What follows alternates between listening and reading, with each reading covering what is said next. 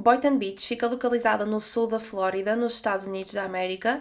É um local com praias lindíssimas, com muita natureza, muitos parques, então traz esta tranquilidade, mas ao mesmo tempo tem muita coisa para fazer. Há muitos restaurantes, muitos bares, muitos cafés. Então as famílias, os casais e os reformados que se mudam para Boynton Beach é porque estão mesmo atrás desta coisa do sonho americano, o melhor dos dois mundos. Um dos casais que se mudou para lá à procura disto foi a Dália e o Mike DiPolito. Eles tinham acabado de se casar, compraram uma casa em Boynton Beach e parecia que as coisas estavam a correr bem para o casal. Mas numa manhã quente de agosto, a polícia bate à porta da Dália e do Mike.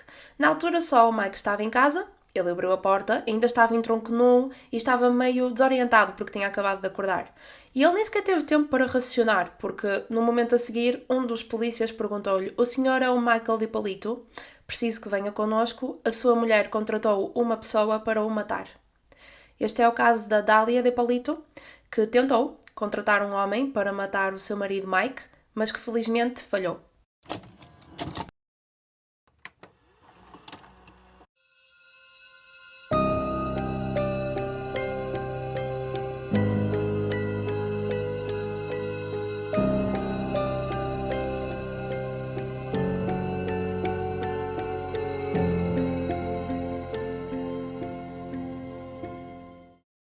O caso 2 é um caso mais leve do que aqueles que temos vindo a falar até agora, porque, mais importante de tudo, ninguém se magoou. E depois, para além disso, nós temos muitas filmagens da polícia, onde nós vemos as diferentes fases da situação, não é? O momento em que a Dália supostamente negociou com o homem que iria matar o seu marido, temos depois o momento em que ela descobre que o marido está morto, o momento em que a polícia lhe admite a mentira, nós sabemos de tudo, pronto. Então é um caso que pessoalmente eu, quando ouvi falar pela primeira vez, eu achei um caso mais engraçado, porque lá está, ninguém se magoou. E eu acho que nós estamos a precisar, se calhar, assim, de um caso mais levezinho, especialmente depois do caso de semana passada, que é um assunto mais grave, não é?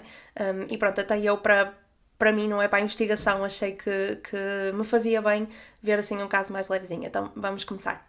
A Dália Mohamed, que é o nome de solteira dela, Mohamed, ela nasceu a 18 de outubro de 1982, na Nova York, nos Estados Unidos da América. A mãe da Dália era do Peru, o pai era do Egito e a Dália tinha outros dois irmãos mais novos, uma irmã e um irmão. E os pais da Dália sempre tentaram ensinar aquela coisa da família. A coisa mais importante de todas é a família.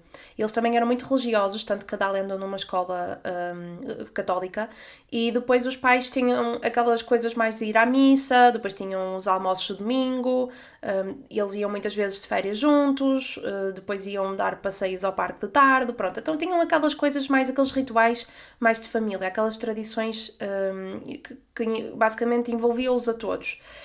E depois, eventualmente, quando a Dália fez 13 anos, eles decidiram que se queriam mudar para a Flórida. E eles mudaram-se para Boynton Beach, que foi o que eu falei na introdução. Ou seja, num ambiente mais tranquilo, mais subúrbios, mas que ao mesmo tempo tinha muita atividade para as crianças, tinha muitos parques, e eles foram para um apartamento, para uma moradia, num condomínio fechado, daqueles que têm o portão ao início e depois tem aquela estrada, eu nem sei se isso existe aqui em Portugal, mas é basicamente, imaginem, um condomínio fechado como nós conhecemos aqui dos prédios, mas em vez de ser prédios é uma rua cheia de moradias, e para se entrar nessa rua precisa-se de se passar por uma segurança num portão. Então pronto, era uma boa casa, era uma boa zona, mais segura, porque o pai da Dália e a mãe trabalhavam os dois e eles eram os dois muito trabalhadores e tinham bons rendimentos e então pronto, queriam ir para uma zona melhor para os filhos. As escolas em Boynton Beach também são escolas melhores, então pronto, estava tudo encaminhado. Só que quando a Dália fez 17 anos, a mãe da Dália descobriu que o pai a andava a trair. E, não é? Isto é um bocadinho... O senhor é tentar ensinar aos filhos que a família é mais importante e depois andava a trair a mulher, não é? Um bocado estranho. Mas quando ela descobriu isto, ela quis divorciar do marido. E engraçado que depois, quando eles divorciaram, o pai da Dália ficou com a mulher com quem andava a trair a mãe da Dália. E parece-me que o pai da Dália e os seus 3 filhos perderam bastante o contacto. Aquela coisa toda da família foi para água abaixo mesmo. Pronto, então a Dália e os seus 2 irmãos ficaram a morar só com a mãe, na mesma no condomínio fechado, mas este divórcio revoltou muito a Dália. Ela ficou mesmo uma adolescente, que é normal, não é? Mas ela ficou num estado que fugia de casa e causava muitos problemas e Ela depois, eventualmente, quando fez 18 anos, começou a trabalhar e ela supostamente arranjou uma licença para ser agente imobiliária, apesar de que não existem assim grandes provas de que ela exerceu. E ela aos 20 anos pensou que estava farta de queria mais do que aquilo, queria mais do que a Flórida, e então mudou-se para a Califórnia. E lá ela alegadamente começou a trabalhar como trabalhadora sexual de luxo. Ela oferecia aos clientes o pacote namorada, ou seja, não era necessariamente para ter relações sexuais, podia acontecer, era ok isso acontecer, mas ela também tinha clientes que a contratavam só para irem com ela a algum evento, desculpem, para irem com eles a algum evento, para irem a algum casamento, pronto, o pacote namorada. Nesta altura, os amigos da Dália da Califórnia, mas também aqueles que tinham ficado na Flórida, dizem que a Dália mudou muito de personalidade, mas ela conseguia ter quase que uma dupla personalidade. Então ela tinha aquele lado que ela era muito meiguinha, era uma miúda mesmo querida, que tinha sempre um sorriso na cara, ela é bonita, então pronto, atraía muitas pessoas, mas por outro lado tinha aquele lado mais arrogante, mais mimalha, mais irritante, desde o divórcio dos pais dela, os amigos dela começaram a notar que esse lado da Dália estava cada vez a ganhar mais força. E parecia que ela só utilizava o outro lado dela carinhosa que, de forma geral, toda a gente achava que ela era até ao momento, usava isso mais para ela ter aquilo que ela queria. E depois, quando isso não acontecia, ela mostrava a outra faceta dela, a tal arrogância e mimalha. E mais uma vez, alegadamente na Califórnia, a Dália utilizava a beleza dela e o charme dela para encantar homens ricos e eles levavam-na em encontros completamente luxuosos, experiências que ela não conseguiria ter de outra forma, e depois quando eles lhe davam presentes caros como carros ou até mesmo anéis de noivado, a Dália desaparecia da vida deles.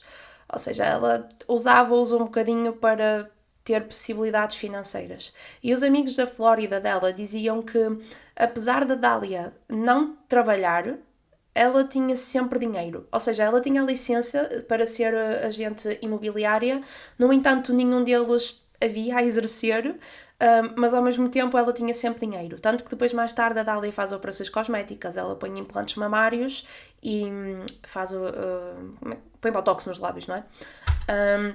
Pronto, então lá está, a Dália utilizava a beleza dela, utilizava o charme, o facto de ela ser uma mulher sexy, para tirar aquilo que conseguia dos homens. Durante este tempo ela arranjou alguns namorados na Califórnia, ela até chegou a viver com um destes namorados que também se chamava Mike, mas a Dália, durante o tempo que estava na Califórnia, ela trocava para a Flórida, a Califórnia, pronto, andava de um lado e do outro. E uma das vezes que ela veio à Flórida para visitar a mãe e os irmãos, ela recebeu uma notificação de um homem que queria contratá-la para os serviços dela, e este homem era o Mike DiPolito. Vamos então falar um bocadinho do Mike DiPolito. Ele nasceu na Filadélfia, que também fica nos Estados Unidos da América, e enquanto que a Dália, até o momento que os pais se divorciaram, teve uma infância completamente normal, diria até privilegiada, porque ela sempre teve aquilo tudo que quis e morava numa boa zona. Enquanto que a Dália tinha esta infância boa, o Mike, por outro lado, teve uma infância horrível, extremamente traumática. Tanto a mãe como o pai do Mike dependiam de álcool e de droga para funcionar, e pronto, eles acabavam por não prestar atenção nenhuma ao filho, nem de dar ao filho o que ele precisava, roupa, coisas para a escola, nada, porque tudo que eles tinham eles gastavam na droga. E então, eventualmente, os pais da mãe do Mike, acho eu, os avós maternos, decidiram que queriam ser eles a tomar conta do Mike, que não fazia sentido aquela criança continuar naquele ambiente. Só que aí o Mike já, como muitas crianças, já estava demasiado afetado por aquilo que lhe tinha acontecido, e como acontece a muitas crianças que crescem num ambiente que se consome drogas e álcool, ele próprio começou a consumir drogas e álcool. Ele diz que a primeira vez que consumiu álcool foi com 10 anos de idade. A primeira vez que consumiu droga foi com 12 anos de idade, ou seja, muito novo mesmo.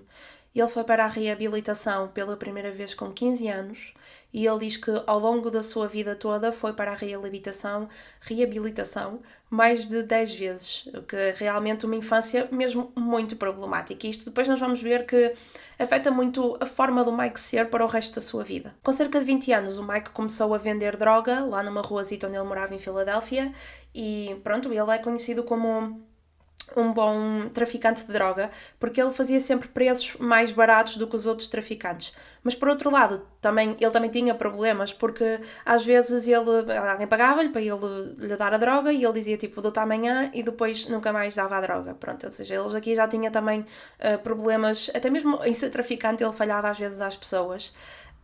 Então o Mike foi encontrando problemas com as autoridades, não é? Como é óbvio, a ser traficante, ele foi apreendido muitas vezes, nunca chegou a servir grandes penas, mas depois ele eventualmente conheceu uma rapariga chamada Maria. Ela também tinha origens italianas, ela também conhecia o Mike há muito tempo, eles eram amigos há muito tempo, mas pronto, decidiram que queriam começar com um relacionamento porque lá se apaixonaram.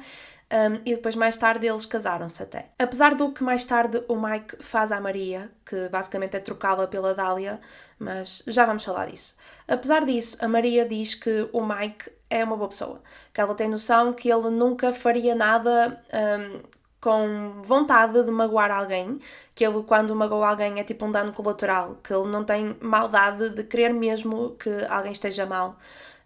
Pronto, mas a verdade é que o Mike toma muitas más decisões ao longo da sua vida. Eu acredito que também, lá está, muito vindo da infância que ele teve, muito vindo do facto de ele tão novinho já consumir drogas e álcool. Ele fez muita coisa que a motivação final era ter dinheiro para ele conseguir comprar drogas, que é o problema das pessoas que têm este tipo de dependências, não é? Pronto, então o Mike depois eventualmente começou a trabalhar para uns amigos que basicamente faziam telefonemas para pessoas a dizer: tenho aqui uma grande oportunidade de investimento, vocês se me mandarem 7.000 euros é garantido que daqui a uns meses têm lucro de 5, não sei o quê. E então ele começou-se a envolver nessas coisas. Só que é assim, a empresa que ele estava a trabalhar estava a ter lucro de milhões de dólares. Mas o Mike levava a comissão dele, que eram umas centenas de milhares. E ele tinha aquela ambição, não, quero ter eu os milhões. Então ele decidiu que queria abrir a sua própria empresa a fazer exatamente a mesma coisa. Ele ligava às pessoas, dizia, tenho aqui uma bela oportunidade, invista 20.000 dólares, depois tenho um lucro de X, pronto. E as pessoas caíam nestas coisas. O Mike tinha muito jeito para vendas. É pena ele estar a aplicar nas coisas erradas, não é? Mas ele tinha muito jeito para vendas. E as pessoas acreditavam genuinamente que aquilo era uma oportunidade de ouro, porque o Mike sabia mesmo vender aquilo. Inclusive, uma das últimas pessoas que ele conseguiu fazer, não é, esta burla foi um senhor que o Mike disse-lhe: olha, invista esta quantia, depois tem esta quantia, não sei o quê. E o senhor disse mesmo, ele pôs-me a imaginar o barco que eu ia comprar com o lucro que queria ter. E ele tinha mesmo jeito para fazer, para vender o peixe dele. Mas, como tudo nesta vida, não é? Fazer este tipo de coisas, o Mike acabou por ser apanhado e na altura ele foi condenado a 2 anos de prisão e a 28 anos de liberdade condicional, sendo que durante esses 28 anos ele tinha de devolver o dinheiro às vítimas e esta quantia era perto dos 300.000 dólares. Destes 2 anos, o Mike serviu 7 meses e acredito eu que por bom comportamento, que vocês já sabem a minha opinião sobre isso, não vale nada, mas pronto. 7 meses ele estava fora da prisão e então tinha à frente os tais 28 anos para pagar os quase 300.000 dólares que ele devia às suas vítimas. Mas esta ida para a prisão foi realmente um abre-olhos para o Mike. Eu acho que as pessoas que vivem neste stress constante de saber como é que querem o dinheiro a seguir para voltar a consumir é um ciclo vicioso, é uma coisa horrível. Eu acho que ele saiu da prisão e ele ficou, não, eu tenho de mudar a minha vida. E é esta parte aqui que, imaginem, eu gosto do Mike e eu sei que pode parecer estranho a forma como eu falo dele, do género, ele fez mal a tanta gente, é verdade. Mas uma coisa que eu acho que nós podemos todos admirar em alguém é o facto da pessoa dizer eu errei e eu agora quero trocar, quero mudar a minha vida, quero melhorar e quero estar aqui para as pessoas que me amam e é por este motivo que eu respeito o Mike, porque ele realmente teve uma infância muito difícil, ponham-se na posição dele, não é? Estarem pequeninos e verem os vossos pais a consumir à vossa frente é uma coisa muito traumática. Mas pronto, ele saiu da prisão e ele disse, não, eu quero mesmo mudar a minha vida e eu estou farto de estar constantemente nestes ciclos viciosos, de tudo o que eu penso é drogas e álcool e eu estou farto disto. E então a Maria, durante o tempo que ele esteve preso, esteve sempre lá para ele, uma mulher incrível. Ela dizia-lhe sempre, Mike, tu vais conseguir dar a volta à tua vida e eu ajudo-te. E ela não o deixou nos 7 meses que ele esteve na prisão. E quando ele saiu, eles decidiram lá estar casar-se, ela queria mesmo estar lá, E o Mike começou a trabalhar em empregos mais normais. Ele trabalhou num restaurante, depois ele arranjou um emprego em telemarketing, mas desta vez tudo legítimo e legal. Ele depois voltou até a abrir a sua própria empresa, outra vez, desta vez, repito, tudo legítimo e legal, onde ele fazia publicidade através de e-mails. Pronto, então parecia que a vida dele estava mesmo a endireitar-se. Mas a verdade é que estas pessoas que têm vícios, quando param de fazer aquilo que os vicia, sentem uma espécie de ressaca. E então o Mike descobriu que uma das formas que ele tinha para descarregar isto era não só rotinas, ginásio, tudo mais, mas também começar a trair a Maria. E então ele começou a contratar trabalhadoras sexuais para descarregar esta frustração. Uma das vezes que ele estava na empresa, um dos colegas de trabalho dele mostrou-lhe um site que podia-se contratar trabalhadoras sexuais e o Mike começou lá a dar scroll e viu o perfil da Dália e ele ficou muito fascinado com ela porque ela era uma rapariga muito bonita e então ele decidiu contratá-la para aquela noite. Quando a Dália chegou lá ao escritório, ele viu ao vivo o quão atraente ela era aos olhos dele e depois as personalidades deles também corresponderam muito bem, também encaixaram muito bem uma com a outra. E ele gostou muito do sentido do humor da Dália, ela era uma pessoa muito divertida. A Dália, isto era a profissão dela. Ela sabia muito bem que tipo de mulher é que tinha de ser conforme o homem que a contratava, não é? Então pronto, eu acho que o Max deixou um bocadinho iludir por isto. Mas depois desse primeiro encontro, eles fizeram lá aquilo que tinham a fazer e a Dália foi embora. Mas depois, no dia a seguir, o Mike não conseguia parar de pensar nela. E então ele decidiu que queria ligar-lhe outra vez e mandou-lhe uma mensagem a dizer se eles podiam encontrar novamente e assim o fizeram. E depois isto foi-se repetindo e repetindo e eles começaram a não só ter relações sexuais, como a ter o tal pacote namorada que a Dália oferecia. E eles iam andar de bicicleta, eles andaram de montanha-russa, iam passear, iam jantar. E eu acho que aqui o Mike confundiu um bocadinho as linhas entre o que é que era por ele a ter contratado e o que é que era mesmo porque ela gostava genuinamente dele. Mas a Dália dava-lhe a entender que não, eu gosto genuinamente de ti. Pronto, e ele deixou-se iludir, acontece. É assim, não estou claramente a desculpar, mas a Dália estava a ser a mulher dos sonhos dele. E então ele descartou completamente a Maria. Quando ela voltou da viagem de negócios, eu acho que não referi, mas isto tudo aconteceu quando a Maria estava fora, noutro estado, numa viagem de negócios. E quando ela regressou, o Mike disse: Olha, eu quero me divorciar, isto já não está a resultar, podes ficar com a casa, eu vou para outro sítio, não está a funcionar, vamos nos divorciar. Ao início ele só contou isto à Maria, não disse a verdade toda. Ela achou aquilo super estranho e eles supostamente estavam bem. E depois, passados uns dias, ela viu no supermercado a comprar flores. E ela foi ter com ele e confrontou. Desculpa, isto está a ser tudo muito estranho. Acabas um relacionamento comigo de 7 anos, assim de repente, e agora estás aqui a comprar flores. E aí, como é que lhe diz? Pronto, vou ser sincero contigo, eu conheci uma pessoa online e estou muito apaixonado, pronto. E foi aí que ele lhe contou à Maria. E a Maria ficou, logo desde este primeiro momento, a achar aquilo tudo muito estranho. Ela disse: Eu não acho muito normal um homem deitar assim uma vida toda a perder por uma mulher que conheceu há 2 semanas. E ela sentiu que havia água no bico ali. Mas o Mike estava completamente iludido com a Dália e ele estava mesmo perdidamente apaixonado por ela. E quando o divórcio dele com a Maria foi oficializado, ele pediu à Dália para vir viver com ele. Eles compraram uma casa, ele comprou a casa, ele é que pôs o dinheiro no valor de 250 mil dólares, mas ofereceu a casa à Dália, pôs a casa em nome da Dália. E eles decidiram também que se queriam casar. E então eles casaram-se logo assim, muito de repente, foi tudo muito rápido. E vocês podem se estar a questionar, então ele tinha os 300 mil dólares para devolver às vítimas dos esquemas dele e ao mesmo tempo comprou uma casa de 250 mil dólares. Pronto, isto é mais uma vez uma das coisas que o Mike faz mal. Ele quando recebia dinheiro através da empresa dele, muitas vezes ele tinha o dinheiro fisicamente, o dinheiro vivo. Ou seja, ele não dizia ao agente de liberdade condicional dele que tinha aquele dinheiro e, portanto, ele não era obrigado a pagar aquele dinheiro específico às vítimas. Com isto eu não estou a dizer, ele estava a fazer pagamentos todos os meses às vítimas. Só que ele pensou, eu tenho 28 anos, vou diluir a totalidade por estes 28 anos e vou na mesma viver a minha vida. Acredito eu que tenha sido este o pensamento dele. Então ele comprou na mesma a casa, ele tinha um carro, porque é quase como estar numa insolvência. Se ele tivesse dito ao seu agente de liberdade condicional que tinha aquele dinheiro, ele não podia ter comprado uma casa, ele não podia ter um carro, então a vida dele ia ficar estagnada até ele pagar aqueles $300.000. Então pronto, lá na cabeça dele fez sentido ele ir pagando em prestações quase que e ao mesmo tempo ter aquele dinheiro físico para poder viver a vida normalmente. Esta casa que o Mike comprou para a Dália ficava então em Boynton Beach, ou seja, a Dália ficou na mesma parte da família. Aliás, a casa do Mike, que ele comprou para a Dália, ficava apenas a 5 minutos de carro da casa da mãe da Dália, ou seja, era muito pertinho.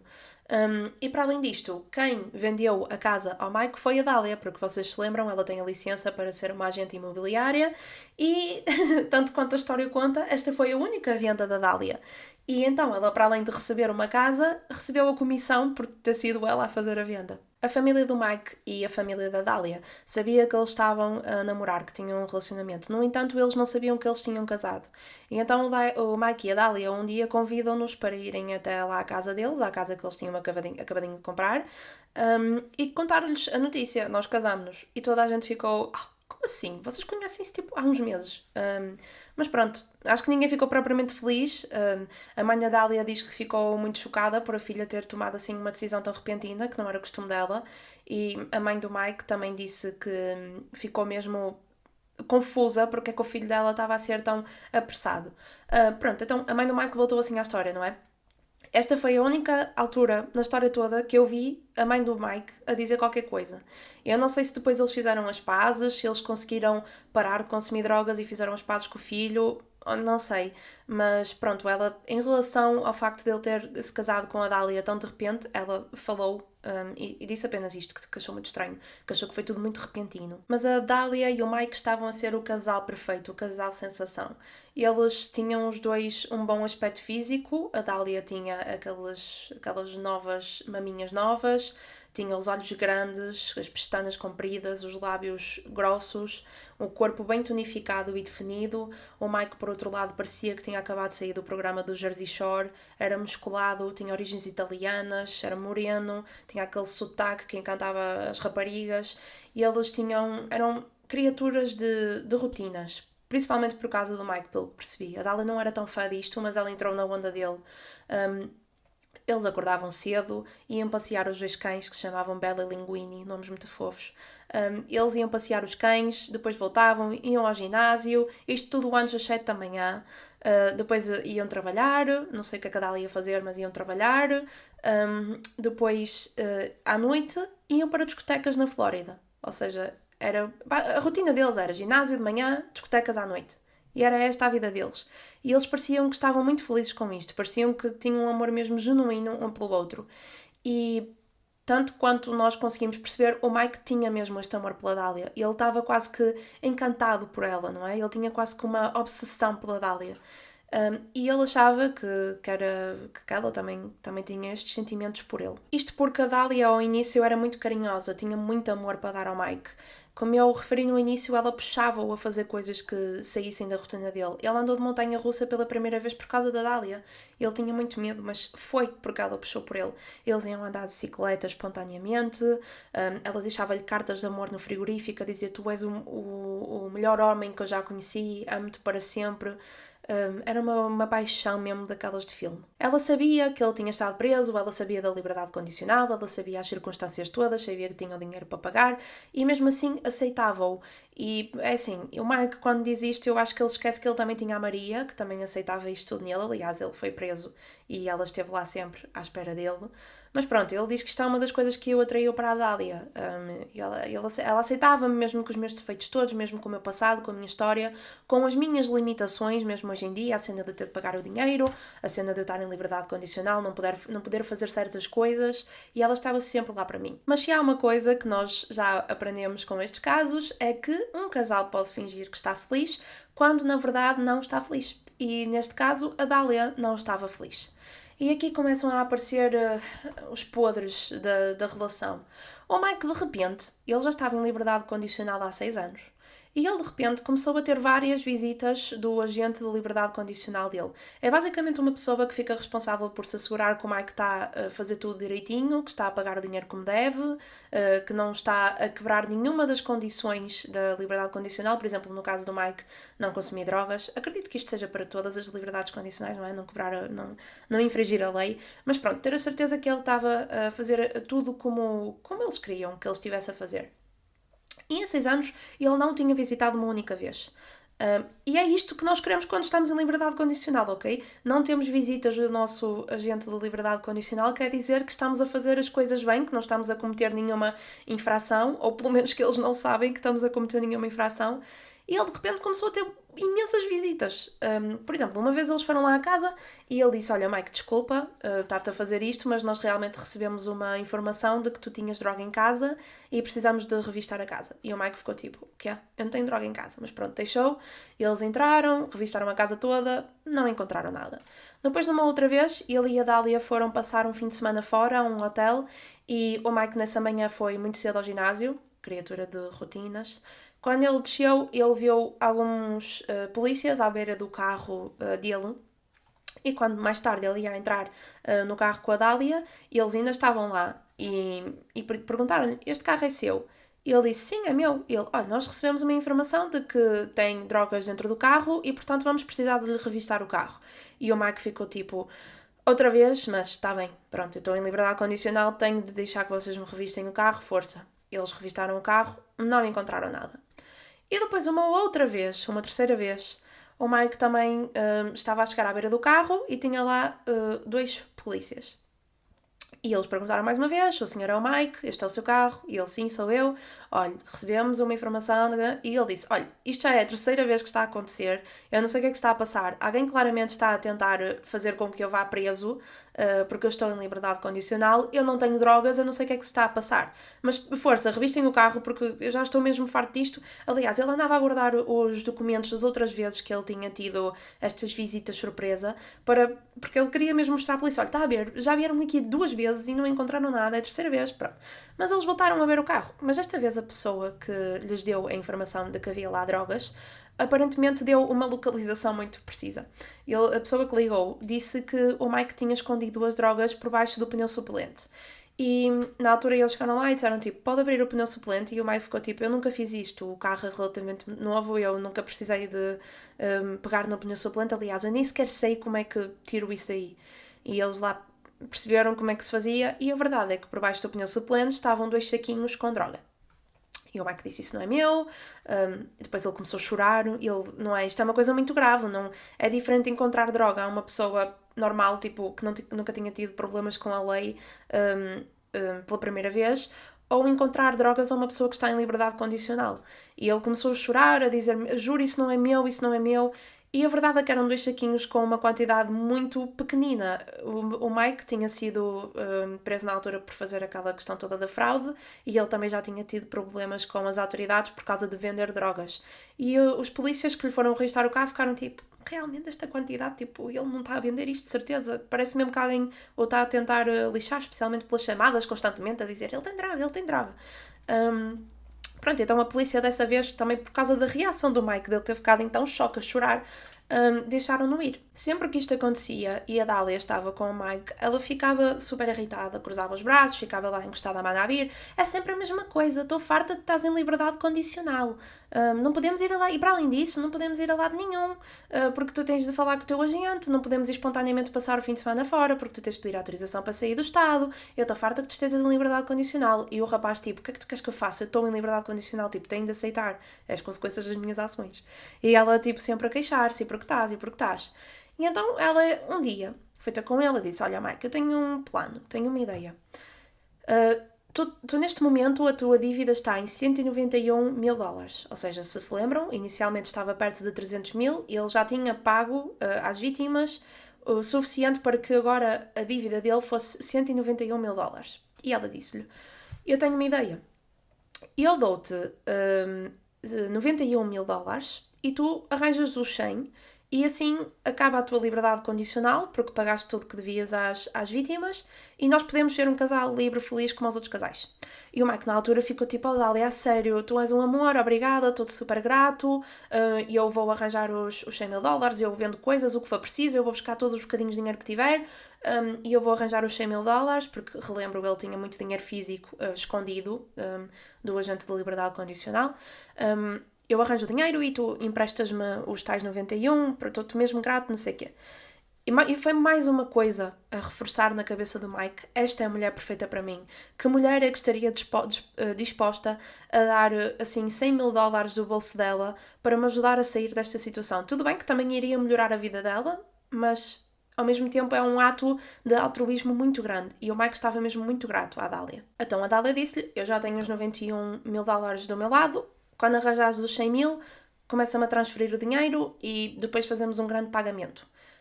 Pronto, então o Mike arranjou os $100.000 e ele, para mandar esses $100.000 à Dália, ele não podia mandá-los assim numa transferência toda de uma vez, porque assim o agente de liberdade condicional dele ia perceber que ele sempre teve aquele dinheiro, não é? Ninguém arranja $100.000 assim. Então ele começou a fazer pequenas transferências diariamente à Dália, em quantias mais pequenas, até que eventualmente os $100.000 estavam todos do lado da Dália. Então neste momento a Dália tinha os $100.000 do Mike, mais os $91.000 dela, que daria o total de 191 mil, e era esta a quantia que, assim que a Dália fizesse a transferência para o advogado do Mike, o advogado do Mike podia mandar o dinheiro para o agente de liberdade condicional do Mike e dizer: foi a mulher dele que arranjou este dinheiro, que lhe quis pagar a dívida, e assim não havia suspeitas, não havia problemas e ficava a dívida paga e ficava toda a gente feliz. Só que houve aqui um problema. O Mike mandou o dinheiro à Dália, a Dália chegou à data de fazer o pagamento para o advogado do Mike e ela disse: olha, já fiz o pagamento. E o Mike ficou tipo: ok, uma transferência, amanhã ou depois de amanhã chega o dinheiro ao meu advogado. No dia a seguir ligou a perguntar: já tens o dinheiro? E o advogado disse: não, Mike, ainda não recebi nada. Liga-me outra vez amanhã e vemos se já recebi. Ligou no dia a seguir outra vez, ainda não tinha recebido nada. Ligou no outro dia e não tinha recebido nada. E o Mike começou a ficar: o que é que se passa? Dália. Ele ainda não recebeu o dinheiro, está-se a passar alguma coisa, porque relembro que $91.000 eram da Dália, mas 100 mil era dinheiro do Mike, que desapareceram de repente.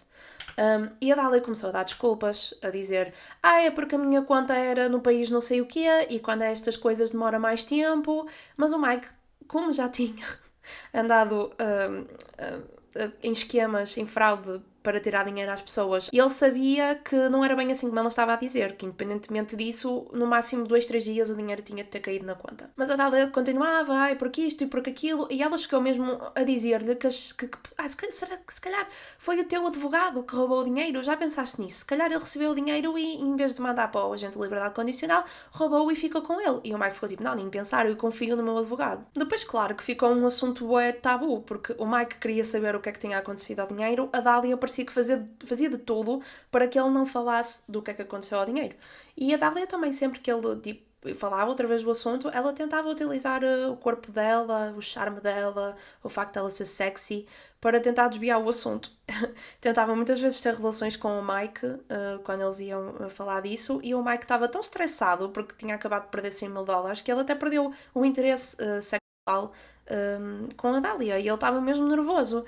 E ele estava tão farto desta situação que ele chegou mesmo a dizer: olha, Dália, tens 3 semanas para me dizeres onde é que está o dinheiro, porque eu preciso de fazer este pagamento, não estou a achar normal. E ela viu-se lá encostada contra a espada e a parede, acho que é assim que se diz. Ela viu-se encontrada entre a espada e a parede e foi ter com ele um dia a chorar: olha, Mike, tenho uma coisa para te contar. Eu perdi o dinheiro para um esquema. Ligaram-me a dizer que tinham uma oportunidade e eu dei o dinheiro porque estava à espera de ter muito lucro, porque era muito dinheiro, e agora perdi-o a todo. E o Mike, o que é que ele fez? Ficou chateado? Sei lá, ficou zangado, triste? Não. O Mike disse tipo: Dália, obrigada por me contares, és mesmo incrível, não era qualquer mulher que me contava isto. Eu não sei o que estava na cabeça daquele homem, sinceramente. Ele acreditou nela. Eu acho que a Dália também escolheu dizer que perdeu o dinheiro com um esquema porque... não é? O Mike já tinha feito aquilo, já estava do outro lado da moeda. E ele sabia que era perfeitamente credível as pessoas caírem neste tipo de esquemas. Isto não não podemos pensar que é um certo tipo de pessoas que caem nestas coisas. Não são só os idosos, não são só o que é que quer que seja. Qualquer pessoa está arriscada, tem o risco de poder cair num destes esquemas. E o Mike sabia disto. Então ele lá está, acreditou na Dália, não questionou. E ele disse-lhe, olha, tudo bem, mas perdeste-me o dinheiro, vais ter de me resolver o problema. Não tenho assim outra vez 100 mil dólares para arranjar do nada, doar. Preciso, dou-te o tempo que tu precisares, pronto, dou-te uns meses, volta-me a arranjar os 100 mil dólares para podermos fazer o pagamento e a nossa vida volta ao normal. Está tudo bem, eu perdoo-te, mas tens de arranjar o dinheiro. E a Dália ficou tipo, pronto, obrigada, ok, tudo bem. Passado umas semanas, a Dália chega à beira do Mike com um cheque e diz, olha, uma colega de trabalho minha, na agência imobiliária, falou com o marido da nossa situação e o senhor emprestou-nos os 191 mil dólares para fazer o pagamento e depois com a minha parte das vendas que eu fizer das casas eu devolvo-lhe o dinheiro que ele me emprestou.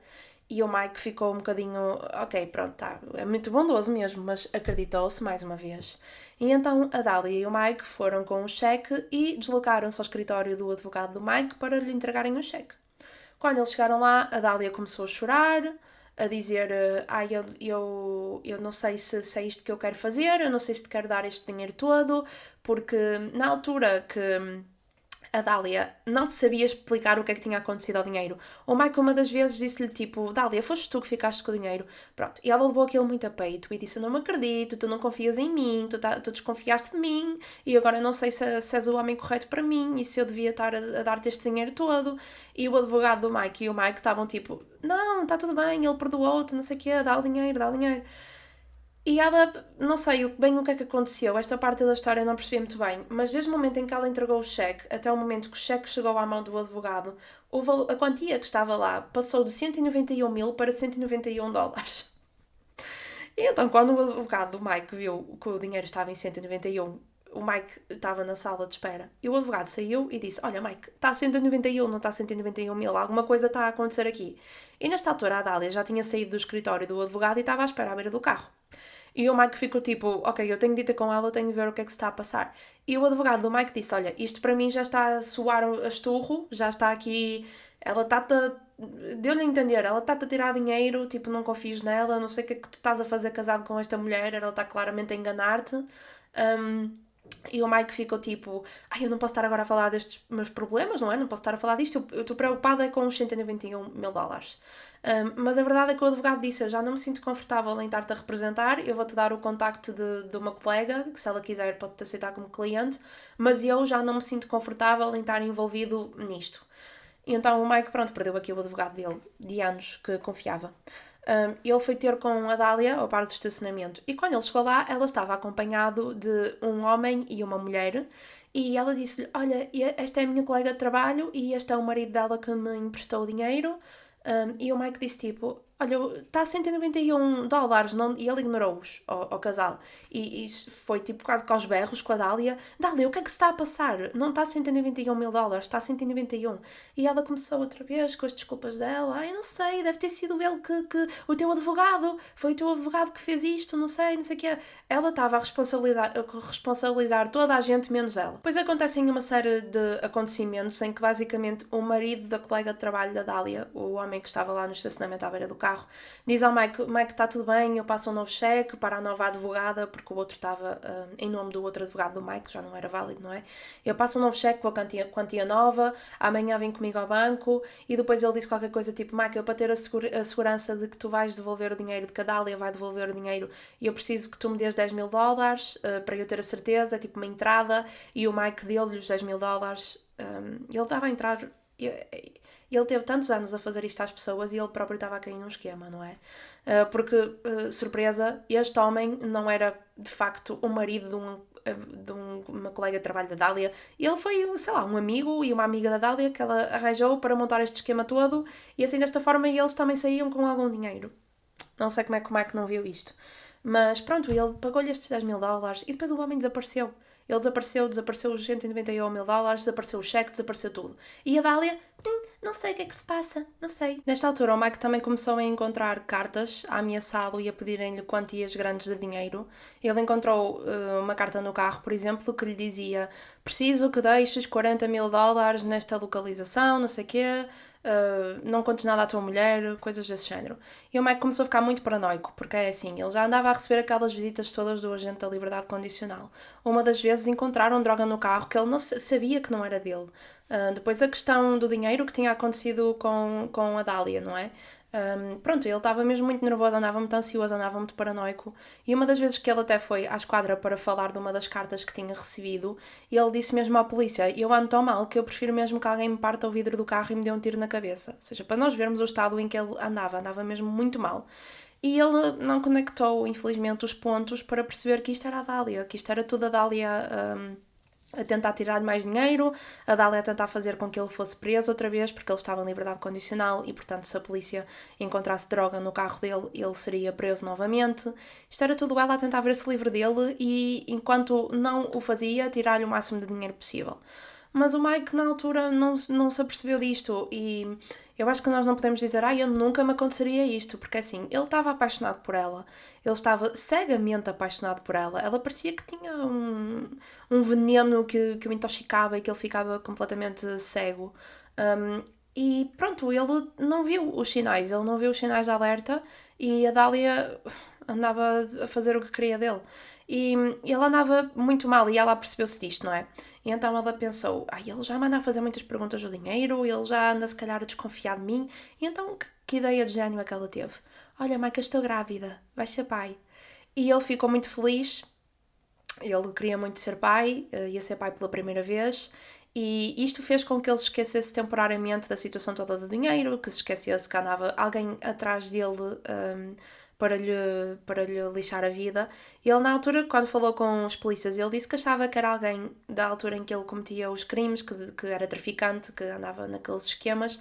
Ele, na altura, envolveu-se com pessoas muito más. Ele envolveu-se com pessoas de gangues e máfias e não sei o quê. E ele achava que era uma dessas pessoas que tinha voltado para o atormentar. Por isso é que ele também nunca desconfiou da Dália, porque na cabeça dele a Dália era a mulher dele, uma menina inocente. E para ele ela não passava disso, não é? Pronto, então ele achava que era essa situação. Mas pronto, o facto da Dália dizer que estava grávida fez com que ele se distraísse bastante dos problemas que estavam a acontecer e eles, os dois, como casal, começaram-se a focar muito na saúde da Dália, na saúde do bebê, em comprar as roupinhas, em decorar o quarto. Parece que a vida deles aqui tomou um rumo um bocadinho mais descontraído, em que ele não estava sempre constantemente com pressão. E a Dália é uma pessoa incrivelmente manipuladora, sempre que o Mike perguntava do dinheiro ou sempre que o Mike levantava algum tipo de desconfiança que ele pudesse estar a sentir para o facto do dinheiro ter desaparecido na mão dela, ela conseguia dar a volta. Ela era uma pessoa extremamente manipuladora e eu acho que já nós todos lidamos com pessoas assim, não é? Que são tão boas em fazer-nos questionar aquilo que nós sabemos. Tipo, nós sabemos que a situação aconteceu assim, mas a pessoa é tão boa a manipular a situação que nós acabamos de falar com elas e ficamos mesmo a questionar se a situação foi mesmo assim. E era isto que estava a acontecer ao Mike. Por esta altura, a Dália começou a ficar frustrada. Não estava a funcionar ligar para a polícia a dizer que ele tinha droga no carro. Não estava a funcionar deixar-lhe as cartas a ameaçá-lo. Não estava a funcionar ter-lhe tirado aquele dinheiro todo. Nada estava a funcionar. Ele simplesmente não ia preso. Ele não ia preso por causa da liberdade condicional. Então ela pensou que precisava de uma medida mais drástica, precisava de ver-se livre dele permanentemente e foi aí que a Dália pensou: vou matá-lo. No dia 5 de agosto de 2009, por volta das 6 da manhã, a polícia bate na porta da casa do Mike e da Dália. A Dália não estava, tinha ido ao ginásio.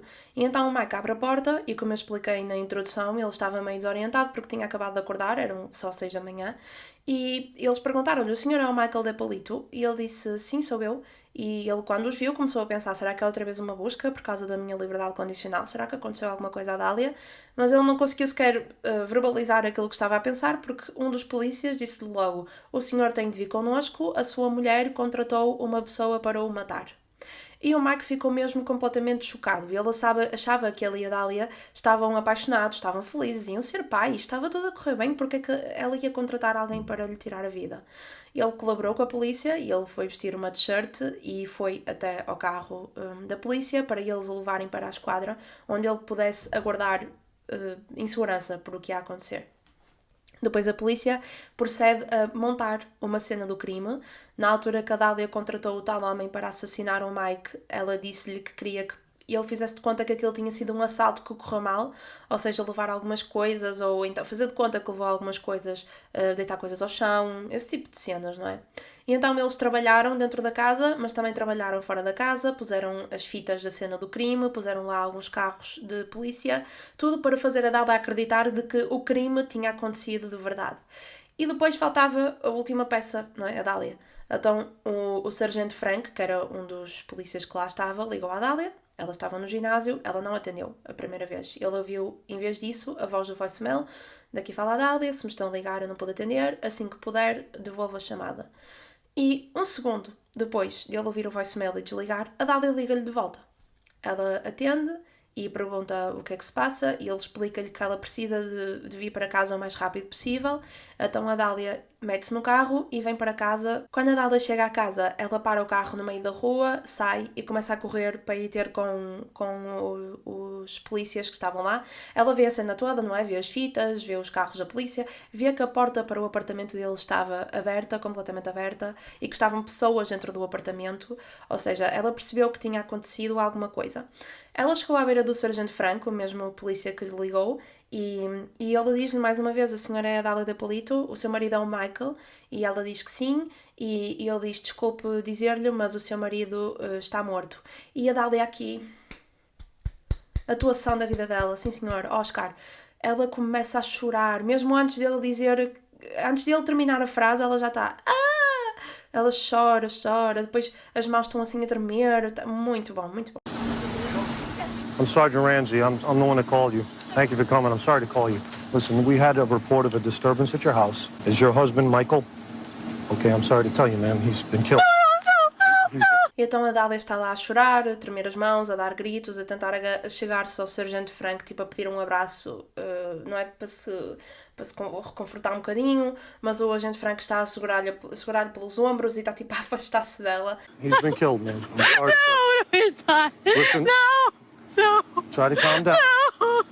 É uma coisa mesmo muito constrangedora, sendo que nós sabemos que é tudo mentira, não é? E o Sargento Frank sabe que é mentira. Então ela estar ali a dar tudo, a dar aquela atuação, aquela performance, e nós sabemos que é mentira, tipo, é uma coisa mesmo... é horrível. Pronto, mas depois a Dália entra no carro da polícia e eles explicam-lhe que ela tem de ir até à esquadra porque eles têm de perceber o que é que se passou, se o Mike tinha algum inimigo, se tinha alguém que lhe quisesse mal, e então ela vai até à esquadra. If you want to help your husband, you need to go to the station with these gentlemen and tell us everything you know about who he knows. Thank you, guys.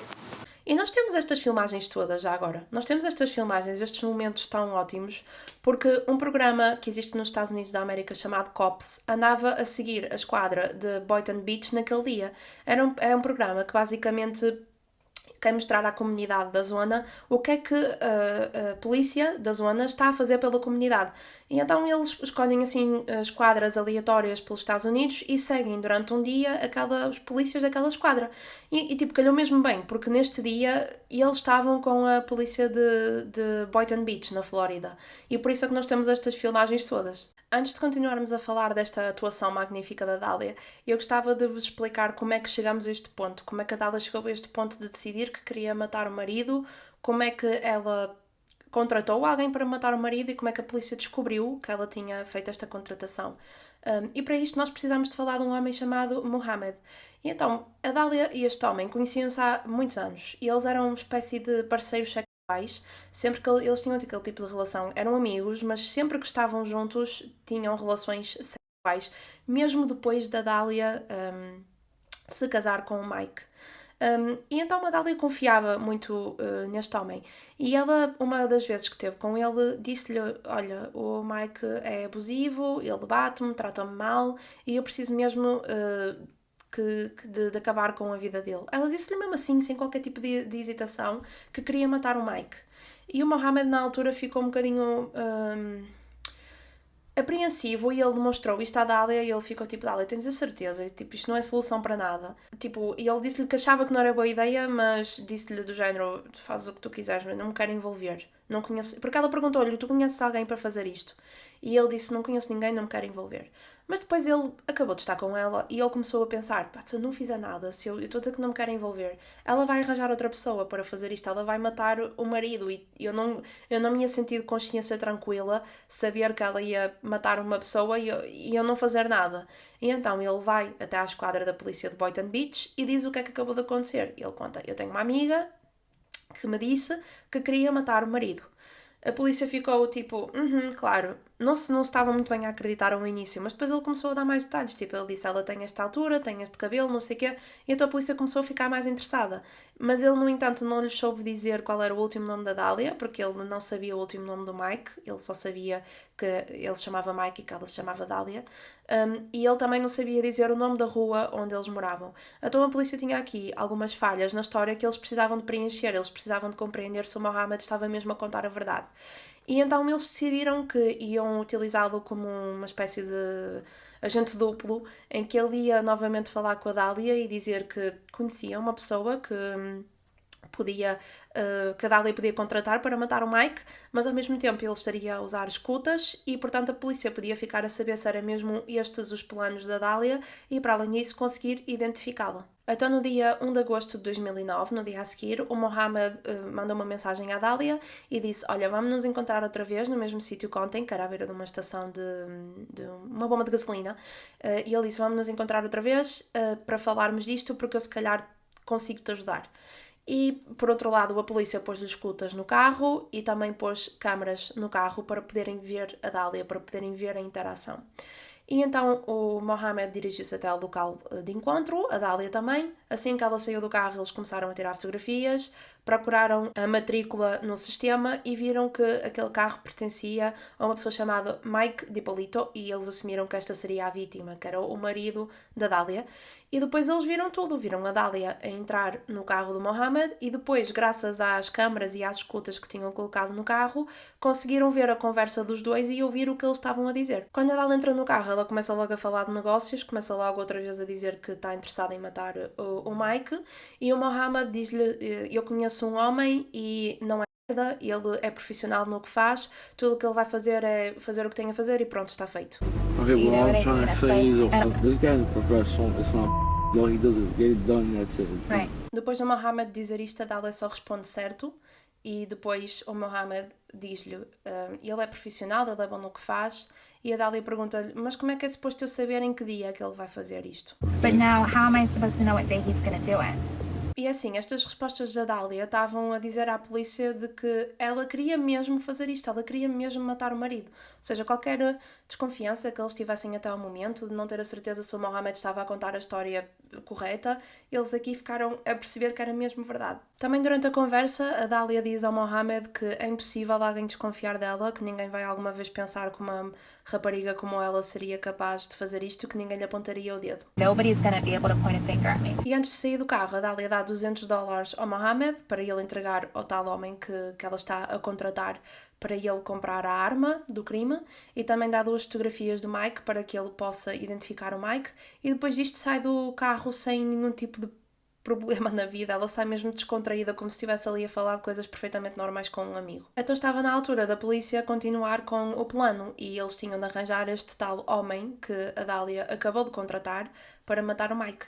Então eles pegaram num polícia disfarçado chamado Weedy Jean e eles vestiram este homem para parecer assim uma pessoa destes negócios, não é? E arranjaram um carro, puseram as escutas no carro, puseram mais uma vez câmaras e ele e a Dália combinaram, através do Mohammed, um local para se encontrarem para poderem discutir pormenores do crime. Quando chegou o dia de se encontrarem, a Dália chega à beira do carro do Weedy e entra lá dentro e diz-lhe olá, assim como se fosse uma coisa bué, mais uma vez, banal, ela não está a tratar nada a sério.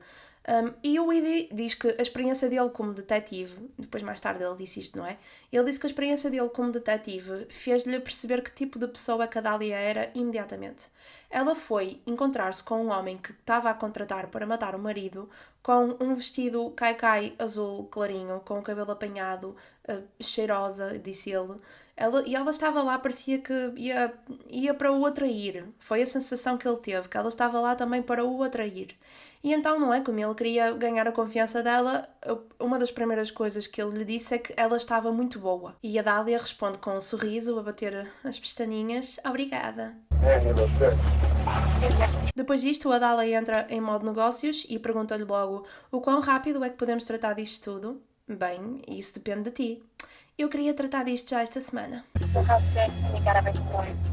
Well, that's up to you. I mean, you're gonna sound like the Depois o agente Weedy diz-lhe, não é, disfarçado, diz-lhe, olha, nós estamos agora a tratar disto, tem de ficar mesmo bem tudo assento, porque assim que tu saís deste carro, eu fico incontactável. Tu não me podes ligar para este telemóvel porque ele vai estar desconectado e então não podes depois mudar de ideias. Tens de ter mesmo a certeza que é isto que queres fazer. Durante o tempo que ele está a dizer isto, a Dália está tipo a assinar, de género a concordar, tipo, não, eu não vou mudar de ideias, eu não vou mudar de ideias.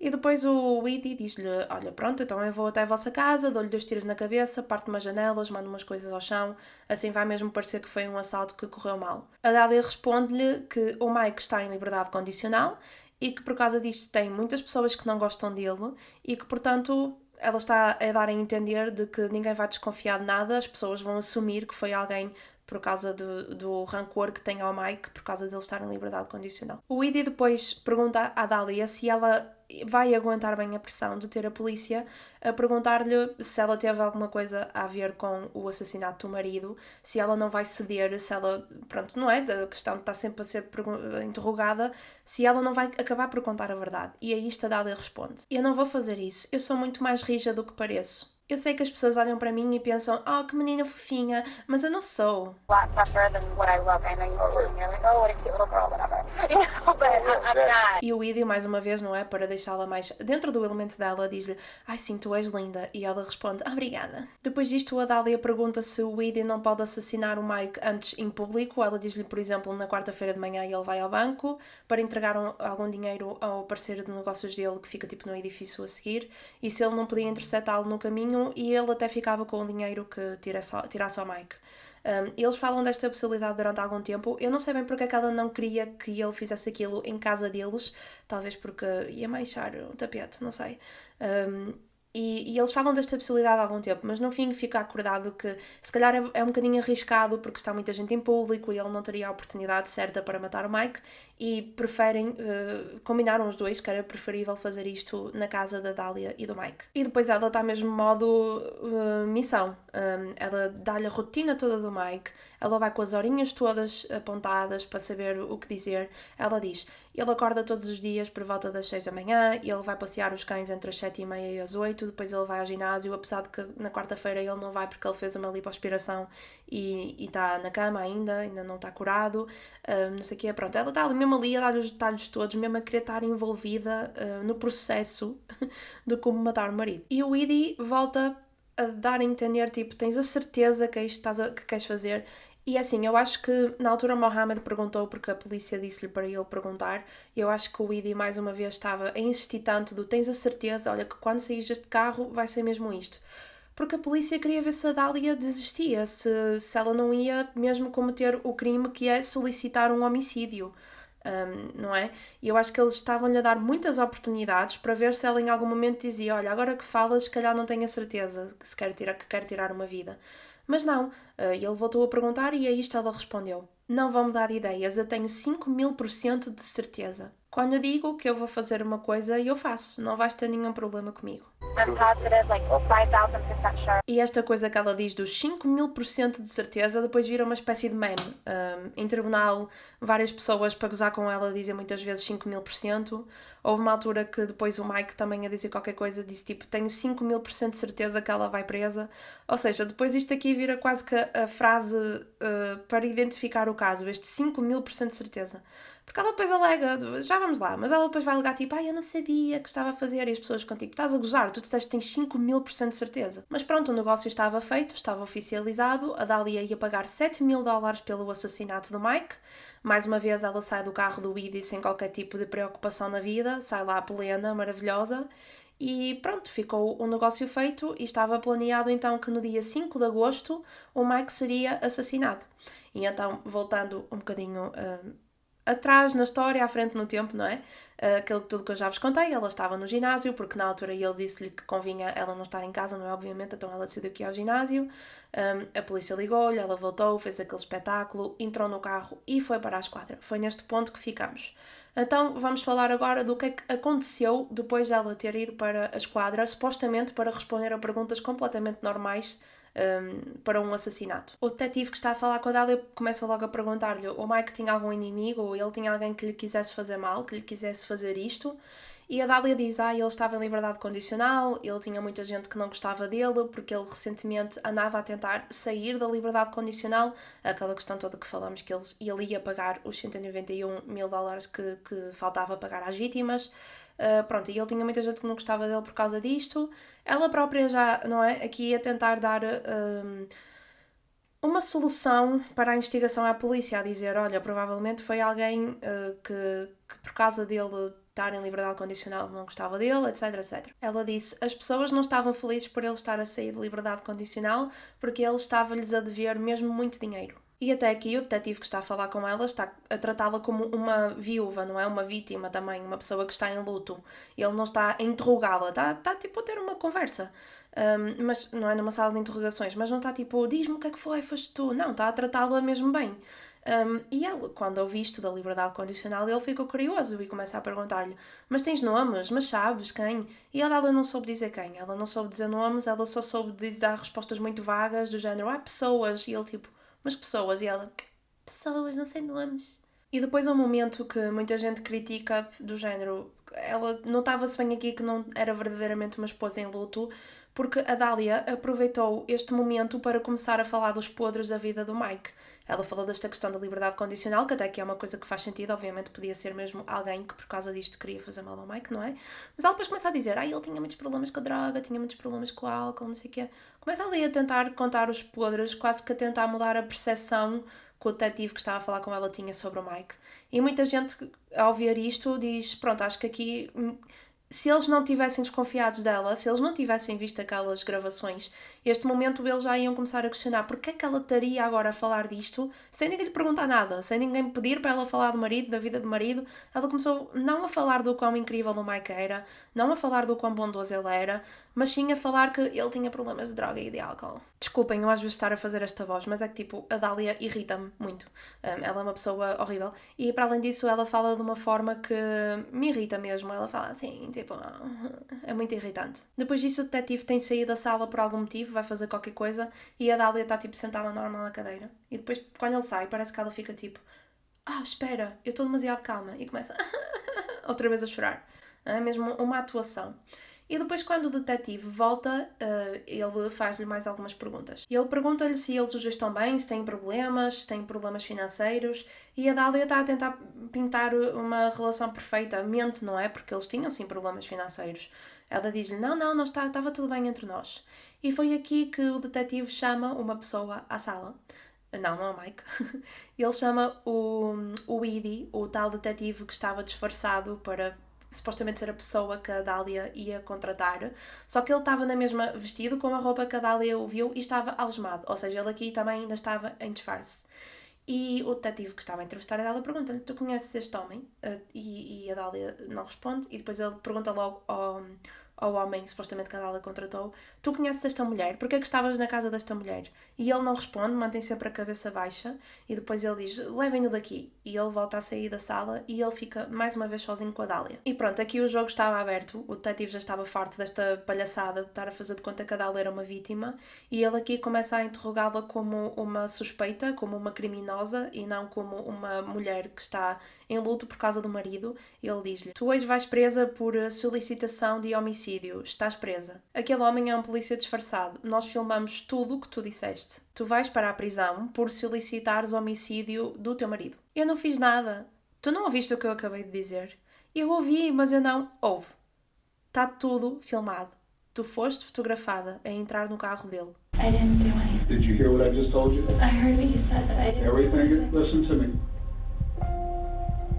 Everything has been recorded. You were photographed in the convertible. E a Dália mais uma vez a chorar. Eu não fiz nada, eu não fiz nada, eu não fiz nada. É um disco partido. Listen to I me. didn't do anything. You're going to I didn't jail. do anything, please. I didn't do anything. Passado alguns minutos disto, dela tipo em negação e ele a dizer nós vimos, está filmado. E ela não fiz nada, não fiz nada. Ele chama outro polícia até à sala, pede para ele algemar a Dália e diz-lhe, olha Dália, já agora o Mike está vivo, o teu marido está vivo. E neste ponto a porta estava aberta porque tinha entrado aquele polícia para algemar a Dália e ela está a dizer tipo, por favor, eu não sei o que é que se está a passar, por favor. E ela olha pela porta e vê o Mike e começa, oh meu Deus, Mike, anda aqui, Mike, anda aqui. He's alive. Come here, please. Come here. Mike, come here, please. Come here. E o Mike responde, eu não posso ir aí, Dália. E ela responde, porquê? Porque não? E ele diz, eu ouvi-te, Dália. Conclusão, a Dália foi presa nesse dia por solicitar o homicídio do Mike. Nesse mesmo dia que a Dália foi presa, ela quando chegou à prisão tinha o direito a fazer algumas chamadas e ela decidiu que queria ligar ao Mike e à mãe. E quando ela ligou ao Mike, ele atendeu e disse olá. E ela disse, olá, sou eu. E ele disse, então, está tudo. Vou gozar com ela. Hello. Hey, it's me. Yeah, what's up? E ela diz-lhe, Mike, anda até à esquadra. E ele responde, tipo, eu não posso ir, mesmo que eu quisesse, eu não posso fazer nada para te ajudar, eu não quero discutir e não quero ir aí. Ela diz-lhe que aquilo que a polícia está a acusar é mentira. Ela diz, Mike, eu ouvi o que tu ouviste e não é verdade. E ela está sempre a dizer isto nesta chamada. Ela está sempre a dizer, eu ouvi o que tu ouviste, eu vi o que tu viste e não é verdade. What they're saying is not true. Ela até chega ao cúmulo de dizer, eu dou-te a minha palavra que não é verdade. I heard what you heard. It's not true. I am giving you my word that it's not true. E é impressionante o Mike consegue manter bastante a calma. Dou-lhe muito crédito por isto. E ele deixa falar, fala na vez dele, fogo, é impressionante. E mesmo nesta situação tão horrível, ele está preocupado com a família dela. E ele diz tipo, olha, veio aqui o teu irmão, eu estive a falar com ele, também já liguei à tua mãe, já contei o que é que se passou, onde é que tu estás, para eles poderem ir ter contigo. Mas tirando isto, eu não posso fazer mais nada, não te posso ajudar. Ou seja, mesmo nesta situação, ele está tipo a ter a mãe dela em consideração e os irmãos dela e até mesmo ela. E ela continua, Mike, eu ouvi o que tu ouviste, eu vi o que tu viste e não é verdade. E ele diz, Dália, que caralho, então eu ouvi-te tu a dizeres que me queres morto. Fine, I heard what you heard. Okay, what the you said you wanted to have me killed. I heard that. E ela responde, isso não é verdade, como é que tu te podes acreditar nisso? How can you believe that? I heard your voice. How can you believe that? E o Mike fica tipo, é? Então diz-me, o que é que estavas a fazer com aquele gajo no parque de estacionamento? E a Dália diz-lhe, eu não te quero dizer por telemóvel, anda aqui e eu respondo pessoalmente. O que é que ela queria? Ela queria que o Mike fosse lá, queria ver se o charme dela, se ela se sexy, podia voltar a convencer o Mike a esquecer tudo, como tinha acontecido durante toda a vida da Dália. Ela sempre usou o facto de ela ser bonita e de ser atraente para passar por todas as situações e para nunca ter consequências para as ações dela. Então ela estava a ver se o Mike fosse lá à esquadra, se ela conseguia dar-lhe a volta. Mas nós temos aqui mais uma vez um cheirinho do quão manipuladora a Dália é. Porque assim, ela contratou alguém à vídeos dela a contratar alguém para matar o marido. E quando ela está a falar com ele nesta chamada, ela tem a lata de lhe dizer, tu sabes como é que eu fiquei quando eu achei que tu tinhas morrido, Mike? Tu sabes como é que eu fiquei? Do you have any idea how I was when they told me what supposedly happened to you, how I got and how I was and how everything? E ela está sempre a pedir, e vem aqui, e ajuda-me, ajuda-me. E depois diz-lhe tipo, porquê é que não me ajudas? Tu nem sequer estás a tentar. Ela está a querer que a pessoa que supostamente ela ia matar que a ajudasse a sair da situação em que ela própria se pôs. Eu não percebo o que vai na cabeça desta mulher. It's different if you're trying. You're not even trying. E no final desta chamada, o Mike diz-lhe, olha, eu não posso fazer nada por ti agora, pronto, mas eu posso tentar ajudar a tua mãe e tentar ajudar a situação, não sei, tentar ajudar. Se tu passares a minha casa para o meu nome, porque se vocês se recordam, o Mike é que pagou a casa, mas ficou em nome da Dália. E ele está basicamente a tentar fazer aqui um acordo, tipo, eu vou ver o que é que posso fazer para te ajudar, vamos avançar com esta porcaria toda, se tu passares a casa para o meu nome, porque eu quero a minha casa, a casa é minha, eu é que paguei. E nós aqui vemos que realmente a Dália está-se completamente a cagar para tudo, porque ela diz, eu não vou assinar nada. E mesmo antes de desligar a chamada, o Mike ainda tem a decência de lhe dizer, dar-lhe conselhos para a prisão, tipo, mantenha a tua cabeça em baixo, não confrontes as pessoas, tipo, não arranjes problemas. Ele mesmo depois desta mulher tentar matá-lo, ele está preocupado com o bem-estar dela, está preocupado com a família dela. Tudo o que ele lhe pedia em troca para tentar ver se conseguia, sei lá, porque ela tivesse uma pena mais baixa, tentar ajudar com a situação, era ela passar a casa para o nome dele, e ela teve a atitude arrogante de lhe dizer, eu não vou assinar nada. Depois desta chamada com o Mike, a Dália liga à mãe. Aqui a mãe já sabia o que é que tinha acontecido, porque o Mike já tinha falado com ela e com o irmão dela para contar o que é que se tinha passado. E eu acho que nós, com esta chamada de 2 minutos, conseguimos perceber muito bem porque é que a Dália é da forma que é. Então, ela passa a chamada toda a dizer à mãe que não fez nada. E a mãe da Dália responde-lhe tipo, eu sei que não fizeste nada, Dália, eu sei que não fizeste nada.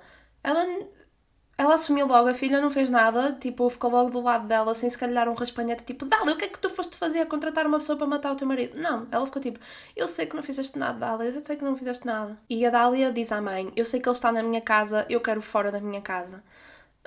Acho que ela tem preocupações maiores neste momento do que saber se o Mike está na casa que ele comprou ou não, mas a Dália acha que não. Eu acho que ela neste momento ainda achava que a coisa se ia se resolver muito facilmente se o Mike fosse lá e dissesse tipo, olhem pessoal, eu perdoo-a. Não é assim que funciona, não é? Ela cometeu um crime, ela tinha de ser julgada por aquilo que fez, e então não sei muito bem o que é que ia na cabeça dela. Mas pronto, ela fez estas chamadas, nada saiu daqui, não é? Estas chamadas só para as pessoas poderem falar com a família sobre o que aconteceu. E depois a Dália ficou em prisão domiciliar à espera do julgamento. E já agora, felizmente, a casa que o Mike pagou está em nome do Mike, hoje em dia. A casa é do Mike, ou seja, durante o processo todo a casa passou do nome da Dália para o Mike e, portanto, a Dália já não tem sequer nada a ver com a casa. Uma coisa que ela estava tão chateada na altura e pronto, agora a casa já nem é dela. Enquanto a Dália estava em prisão domiciliar a aguardar o julgamento, o Mike e ela tinham de ter uma certa distância, não é? Porque ela tentou matá-lo. Então ela não podia ir a certos sítios que o Mike tinha a rotina de ir, tipo ao ginásio ou ao Starbucks à beira da casa deles. Ela não podia mesmo ir lá. Porque ela tinha o... como é que se chama? Aquela coisa no tornozelo para monitorizar onde é que ela estava. A pulseira, exato, tinha a pulseira eletrónica. Pronto, e então o Mike, apesar disto, abriu uma exceção que era para a Dália ir até lá à casa e buscar as coisas dela. Então ele... Fogo, incrível. Ele andou na casa a arrumar as coisas dela, a pôr em caixas, tudo muito direitinho, com fita cola, para depois, mais tarde, a Dália ir lá com a mãe para pegar nas coisas e pronto, não se iam ver mais até ao julgamento, era esse o plano.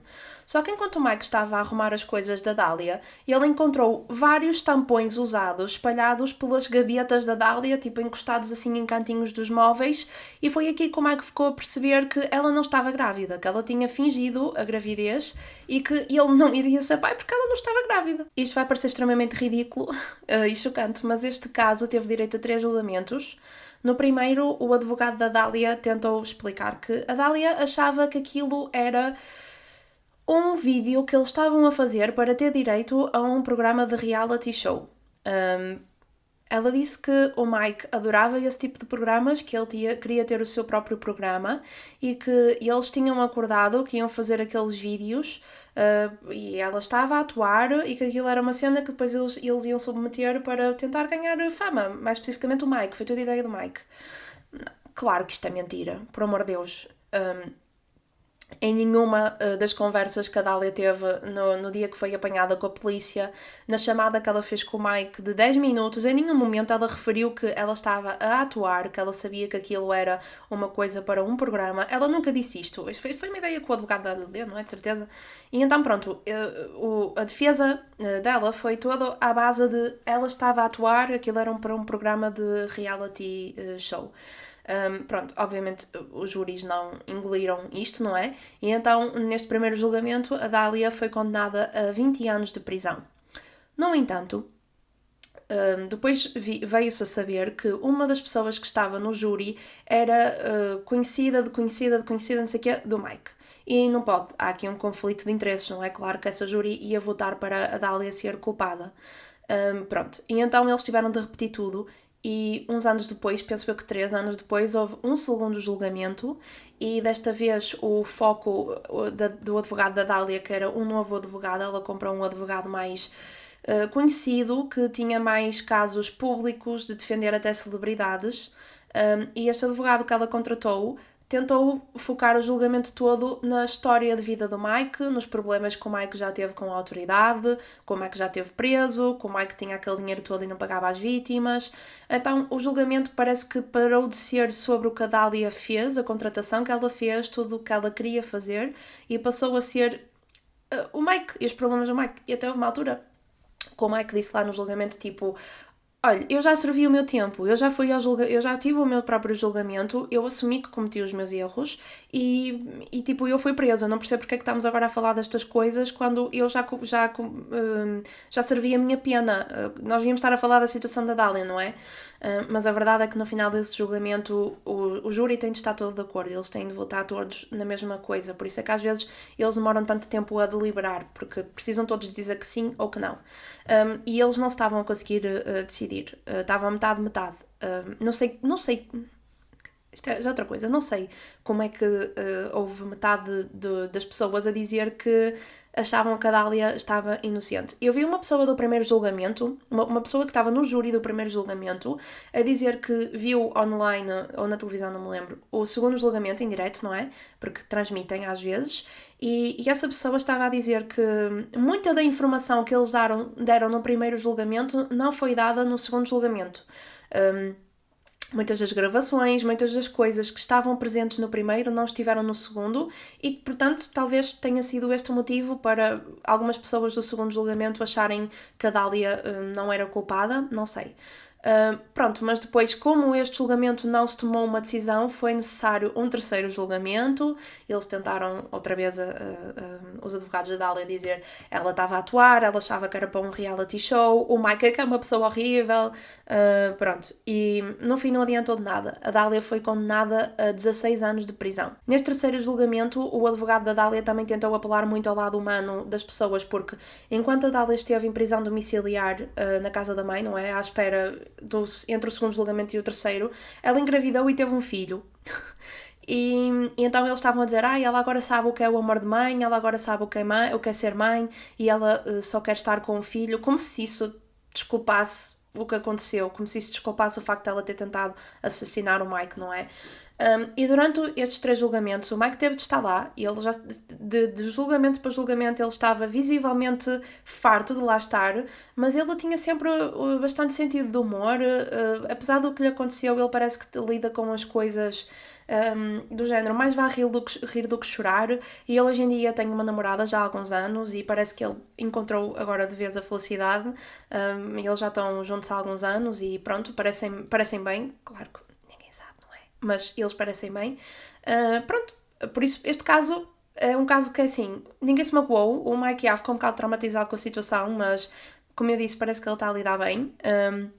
A Dália está presa, o filho da Dália, coitado, não tem mãe, o pai também é uma pessoa que está envolvido no crime, se calhar também não é presente.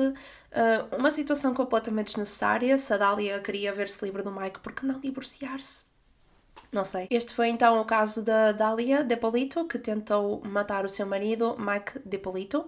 Eu espero que tenham gostado de me ouvir. Obrigada e vemos numa próxima.